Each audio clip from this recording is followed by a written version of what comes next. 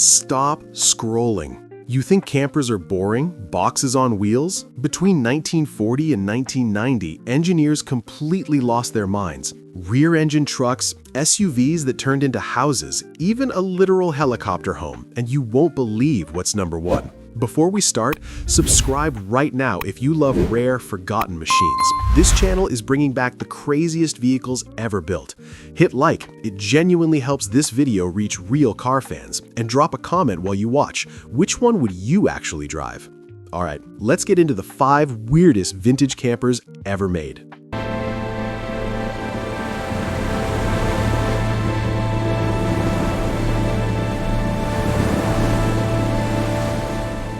Imagine it's 1969. Everyone else is building ordinary boxy campers, and Dodge is making this. This isn't just a camper, it's like someone took a bus, mixed it with a spaceship, and said, yeah, let's put it into production. Look at it, no sharp corners, everything is rounded, a one-piece fiberglass body. Back then, it was practically futuristic. While other cars were rusting at the seams, this one looked like a time capsule. And the most interesting thing is that underneath this home on wheels lies ordinary Dodge automotive components. A V8 in the front, rear-wheel drive, and you're literally driving a living room at highway speed. Picture this scene: the 70s, an American highway, a desert, and a sunset. And this huge, streamlined Travco is floating down the road. It's not moving, it's floating. Inside, there's a full kitchen, sofas, and a bed. This isn't a camping format. This is a real mobile home. People actually lived in them for weeks.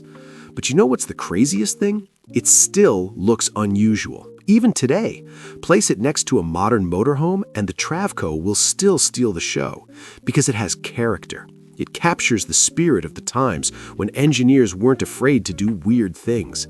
This isn't just a camper. This is the era when America dreamed of the freedom of the road and built entire mobile homes for it. And that's just the beginning of our list. Let's move on. 1972. If the Travco was a futuristic capsule, then the Winnebago Brave is a true symbol of the American road. This is exactly the kind of motorhome you imagine when you hear the word RV. A huge front, a square silhouette, stripes on the sides, a ladder in the back. Classic.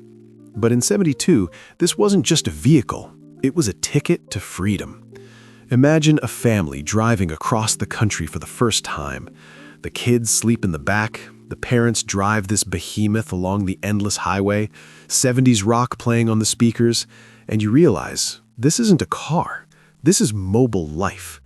The Brave was simpler in design than the Travco, but that's precisely why it became a mass-market product. It was straightforward, reliable, practical, and yet enormous. Inside, there's a kitchen, a table, beds and cabinets, and all of this on a truck chassis. You literally rule the apartment. The most interesting thing is that it didn't try to be elegant. It was square, straightforward, and honest, and that's its charm. You look at it today and it immediately evokes nostalgia, even if you weren't alive in the 70s, because it's the visual image of the road trip era, the era when people literally drove across America simply because they could. Winnebago didn't just sell motorhomes, they sold the idea of freedom. And you know what? Even decades later, the Brave still looks like it's ready to hit the road right now. And we move on, and it gets even stranger. Now, here's a contrast. After the huge American motorhomes, here's the 1986 Toyota Sunraider. It's small, and compared to those giants, it almost looks like a toy. But don't underestimate it. The Sunraider is the camper that proved you don't need a bus to live on the road. It's built on a regular Toyota pickup truck chassis, but with a one-piece fiberglass body on top. And that's important, because it's lighter, stronger, and doesn't rot like many competitors of the time. While large RVs guzzled fuel like airplanes, this small Japanese camper drove economically and quietly. And that's why they're still loved. Imagine a narrow mountain road, forest, fog, and this compact Sunraider slowly climbs. It doesn't shout about itself, it doesn't look aggressive, but there's a certain honesty about it. Inside, everything is compact but well thought out.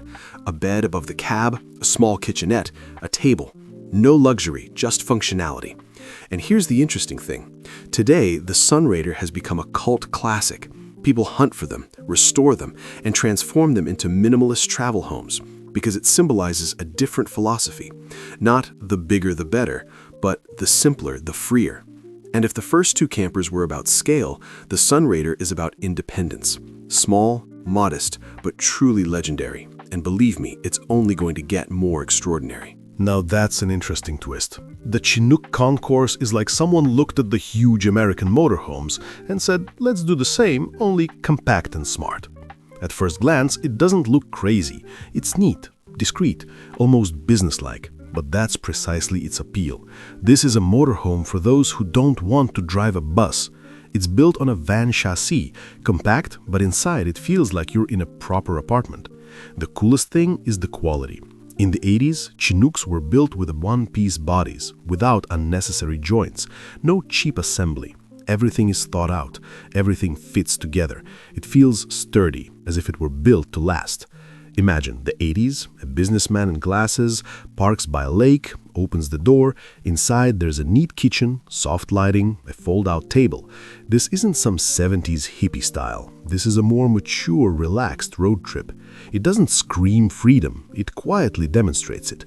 And here's the interesting thing. The Concourse became iconic precisely because of its reliability. These vehicles last for decades. They weren't thrown away, they were cared for. Because this isn't just a camper, this is thoughtful engineering in a compact format.